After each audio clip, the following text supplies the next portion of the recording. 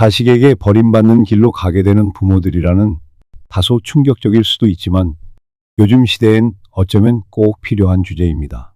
먼저 많은 분들이 이미 댓글로 공감해 주셨듯이 자식에게 등 돌림받는 부모가 예전보다 늘어나고 있다는 얘기가 심심찮게 들려옵니다. 예능인 박미선 씨도 방송에서 이런 말 한 적이 있죠. 하나, 옛날엔 부모만큼은 절대적이었지만 둘, 요즘엔 부모도 중장기적 자신관리 못하면 자식에게 버려지는 상황이 생긴다. 철학자 프리드리히 니체는 자식을 갖는다는 건 미래를 생산하는 것인 동시에 과거에 속박을 주는 것일 수 있다고 말했는데 이 시대엔 과거의 유교적 사고나 효사상이 약해지며 부모와 자식 관계도 점점 조건적으로 변해가는 느낌입니다. 그렇다면 부모 입장에서 정말 어떻게 하면 자식에게 버림받지 않을지, 아니 그 이전에 어떤 행동이나 태도가 버림받는 길로 가게 하는지를 파악하고 미리 예방할 필요가 있지 않을까요? 오늘 2시간 동안 우리는 15가지 혹은 20가지 사례를 통해 그 길로 가는 부모들의 특징과 어떻게 하면 그 결말을 피할 수 있는지 살펴보겠습니다. 자, 그럼 바로 첫 번째 문 열어볼게요. 부모가 자식에게 버림받는 지름길은 과연 무엇인가? 하나, 자식의 인생의 온갖 간섭, 통제, 지시를 멈추지 않는 것. 배우 김혜수 씨가 한 토크쇼에서 그랬어요. 부모가 자식 인생의 끝까지 관여하려고 하면 둘 중 하나다. 둘, 자식이 달게 받거나 아니면 완전히 떠나거나. 요즘 자녀들은 개성과 주도성이 강하기 때문에 지나친 간섭은 부모가 생각하는 사랑이 아니라 통제로 느낄 수 있죠. 철학자 장자크 루소도 말했습니다. 인간은 자기 의지를 빼앗기는 순간 그 상대를 등질 수밖에 없다. 내가 좋은 뜻으로 한 말도 자녀 입장에선 이건 내 삶을 통제하고 억압한다는 결론을 내릴 수 있어요. 그래서 하나, 부모의 조언은 최소화하되 필요할 때만 간단히 던지고 둘, 자식이 결정권을 갖게 해주라는 것이 중요합니다. 간섭과 통제가 지속되면 자식이 점점 부담을 느끼고 멀어질 수 있어요. 둘, 부모 자신의 노후 준비 없이 자식에게 희생만 강요하는 태도. 요즘 젊은이들 자신 먹고 살기도 힘들다고 하잖아요. 그런데 부모가 내가 너에게 올인했으니 이제 네가 내 노후 책임 다 해라라고 강요하는 순간 자녀는 숨막혀 합니다. 방송인 서장훈 씨가 부모 노후를 전부 맡겨버리는 태도는 자식에게 무거운 사슬을 채우는 것이라고 말했어요. 철학자 스피노자도 의무감만으로 관계를 유지하려 하면 결국 거부감만 커진다고 했죠. 노후 지원을 조금이라도 준비해 놓지 않고 전적으로 자식에게 기대면 자식도 어느 순간 부모도 노력 안 했으면서 왜 나만 희생해야 하지? 하며 떠날 수 있습니다. 셋, 자식이 결혼했는데도 며느리나 사위에게 무리한 요구를 하는 경우 여기서 흔히 고부 갈등이나 장서 갈등이 발생하는데요. 배우 김수미 씨가 시어머니가 자기 방식대로 며느리에게 다 하려 하면 며느리가 남편까지 설득해 시댁과 멀어지려 한다고 얘기했어요. 철학자 플라톤이 말한 타인을 바꾸려 하면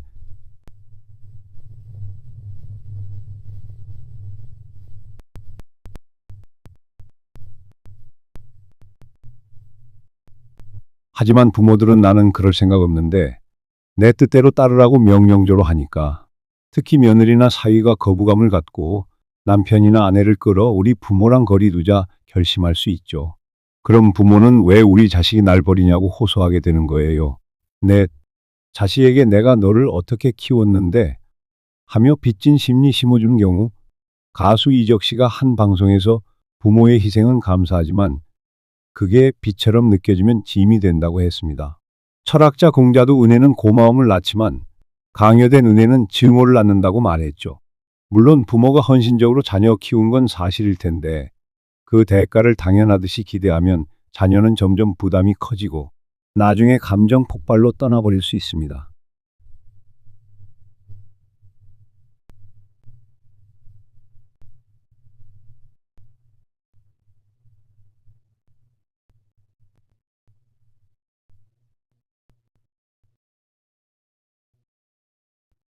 자녀에게 직접 압박하면 안 됩니다. 다섯, 용돈, 재산 문제로 자녀를 조종하려 드는 경우 어떤 부모들은 너 결혼 비용 얼마 들였으니 이제 나한테 얼마씩 가져와라 나는 너네한테 집 한 채 사줬으니 매달 얼마 생활비 주는 건 당연하지 않니? 이렇게 금전으로 압박하기도 합니다. 철학자 아리스토텔레스가 돈을 기반으로 한 관계는 본질을 잃기 쉽다고 했어요. 자식 입장에서는 물론 부모에게 어느 정도 경제적 보답을 하고 싶을 수 있지만 그게 강요로 바뀌고 안 주면 불효자야 식으로 몰아가면 결국 감정의 골이 깊어져 버림받을 수 있어요. 부모가 재산이나 용돈을 무기로 삼아서 자식을 지배하려 하면 결과가 나쁠 수 있습니다. 6자식이 성장했는데도 내 소유물처럼 여기고 감정적 착취를 하는 경우 철학자 데카르트가 인간은 타인을 소유할 수 없으며 소유하려 할수록 멀어진다고 말했어요. 근데 어떤 부모는 자녀를 독립된 인격체로 존중하기보다 내 말 들어야 해. 나는 너의 주인이야 같은 태도로 대합니다. 대표적으로 내가 낳았으니 네 인생은 내 것이라는 어조 말이죠. 탤런트 김청 씨가 어릴 때는 몰라도 20살 넘으면 부모가 자식 소유권 주장하면 자식은 스트레스로 떠난다고 했습니다. 그래서 분리가 이루어져야 하는 시점에 분리가 안 되면 결국 자식이 강제 분리, 즉 버림이라는 형식으로 결별을 선언할 수 있는 겁니다. 7 상호 존중이 아닌 일방적인 감정 배출을 자녀에게 하는 부모 예능인 박나래 씨가 이야기했는데 부모가 자기 힘든 감정, 짜증, 분노를 오직 자녀에게만 토해내면서 자녀는 감정 쓰레기통이 된다는 얘기였죠. 철학자 알랭드, 보통이 타인을 정신 쓰레기통으로 삼으면 그 관계는 언젠가 영원히 파괴된다고 했습니다. 부모가 늘 화를 못 이겨 고함치고 폭언하고 물리적 폭력까지 해버리면 자녀는 상처가 커져서 커가는 대로 떠나게 돼요. 대학만 붙으면 취업만 하면 결혼만 하면 집에서 나가리라 다짐하고 실행하는 경우를 여럿 봤다고 가수 이승철 씨가 고백하기도 했죠. 8. 부모끼리 갈등이 심하고 그 스트레스를 자녀에게 전가하는 가정 안에서 부부 갈등이 심하면 그 에너지가 자녀에게 악영향을 줍니다. 철학자 칸트가 인간은 한정된 에너지를 가졌기에 부정적 감정이 충만하면 주변에게 그 독이 전해진다고 했어요. 특히 한쪽 부모가 다른 쪽 부모를 험담하고 자녀에게 네 아빠, 네 엄마 어때? 너도 나랑 한편 되라 이렇게 강요하면 자녀가 굉장히 힘들어집니다. 장성한 자녀는 결국 두 분 다 너무 지겹다. 제발 나를 방패로 삼지 말아라며 멀어지게 되는 거죠. 그래서 배우자와의 문제는 배우자끼리 해결해야 한다는 걸 명심해야 합니다. 9.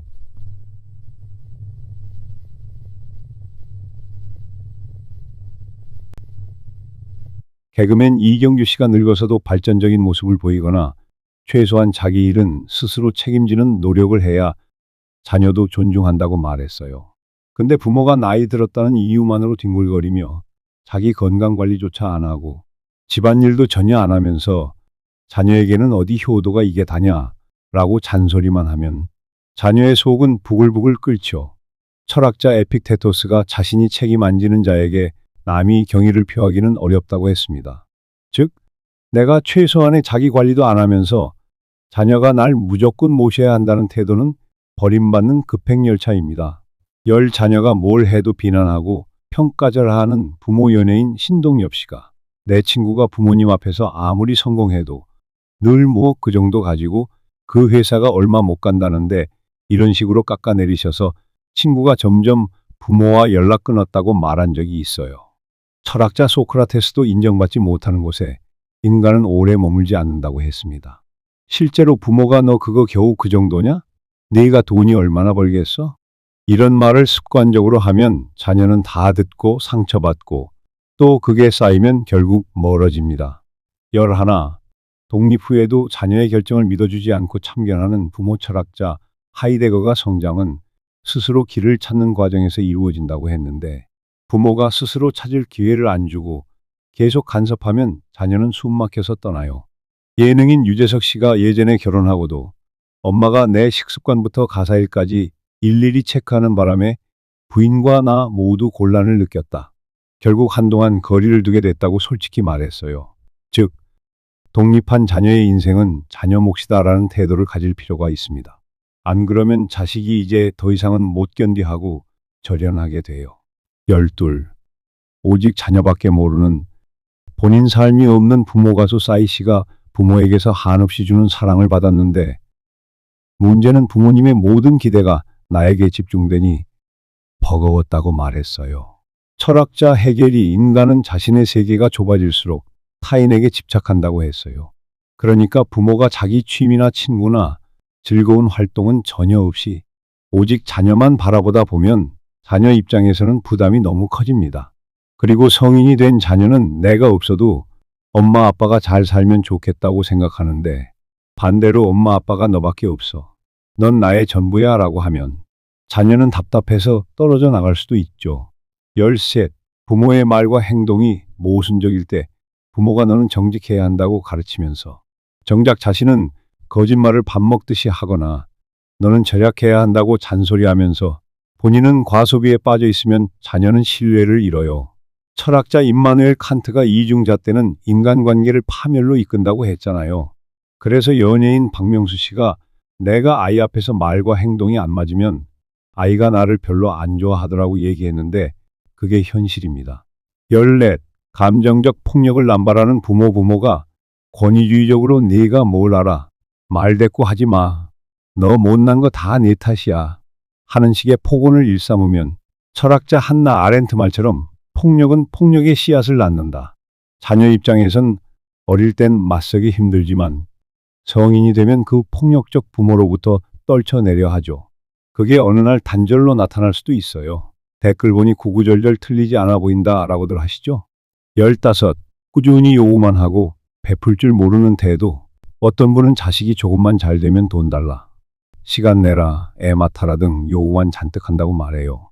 그러나 철학자 데이비드 휴미 관계는 상호 호혜가 있어야 유지된다고 했습니다. 자녀가 잘 되면 기쁘지만 그 잘된 걸 활용하려고만 든다면 자녀도 언젠가 염증을 느끼고 떠나죠.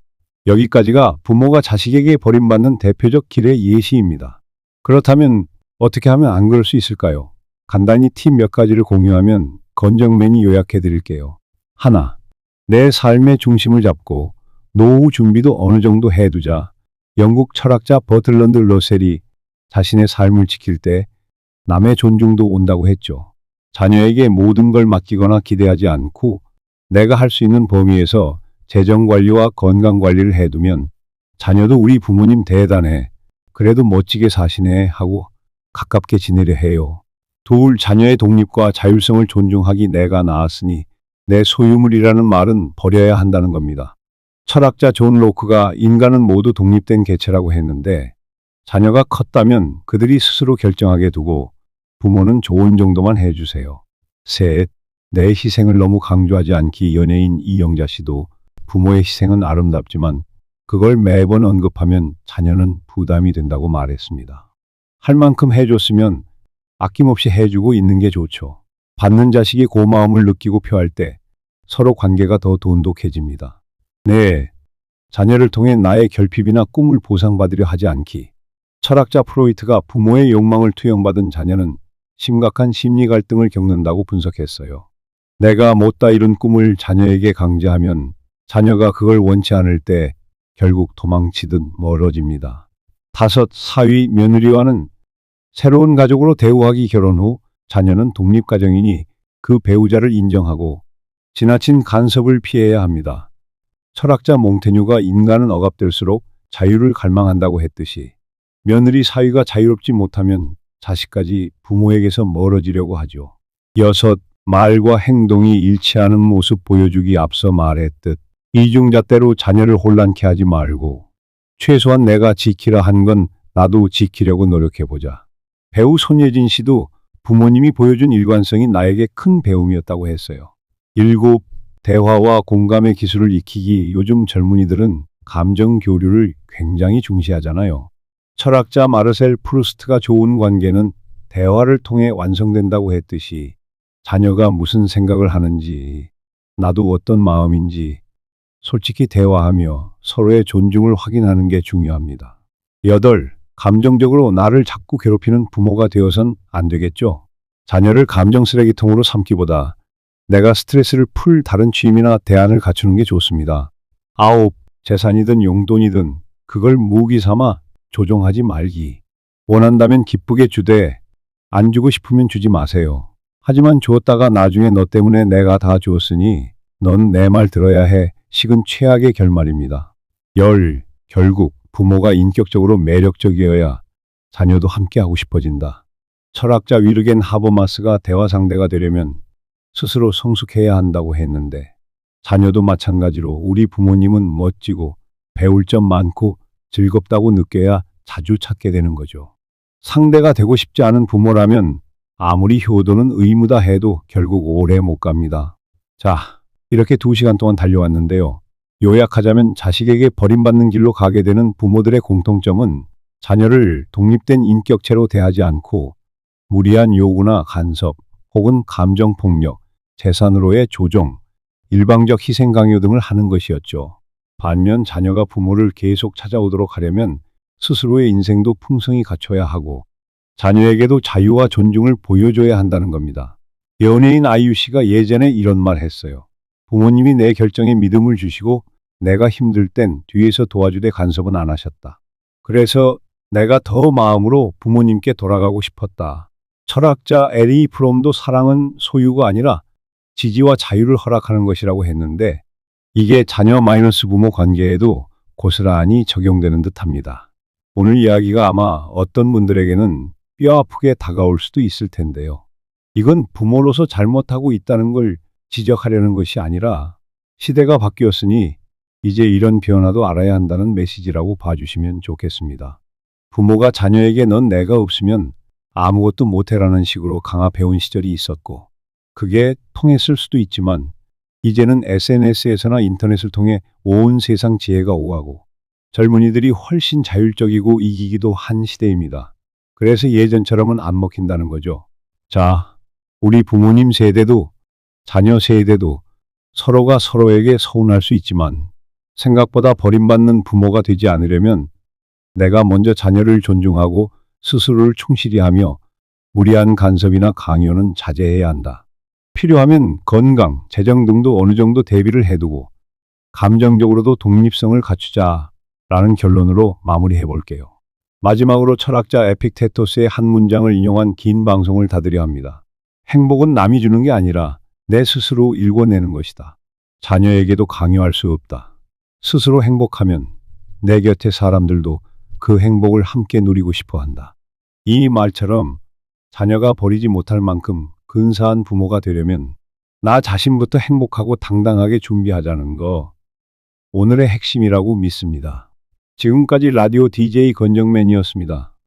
댓글 보니 하나 동감된다. 둘 이 얘기를 진작 들었더라면 좋았겠다라는 목소리들이 여럿 눈에 띄네요. 각자 사정은 조금씩 달라도 우리가 함께 고민해 볼 만한 주제 아닌가 싶습니다.